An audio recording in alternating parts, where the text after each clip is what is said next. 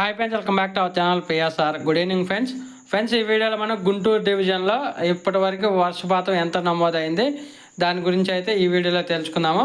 ఇంకా గుంటూరు జిల్లాలో అయితే భారీ నుంచి అతి భారీ వర్షాలు అయితే పడుతున్నాయండి.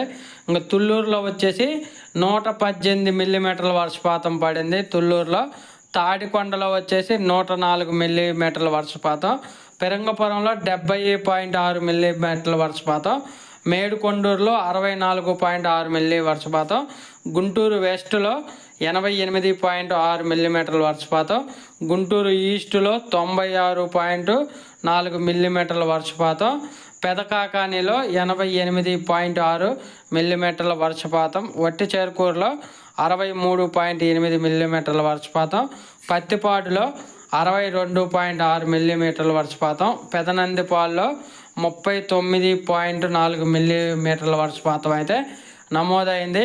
ప్రజలు అత్యవసరం అయితే తప్ప బయటికి రావద్దని అధికారులు అయితే సూచిస్తున్నారు. ఎక్కడ పెట్టినా కానీ వాటర్ స్టాకేజ్ అయిపోయి మొత్తం వాగులు వంకలు పొర్లి పొంగుతున్నాయి.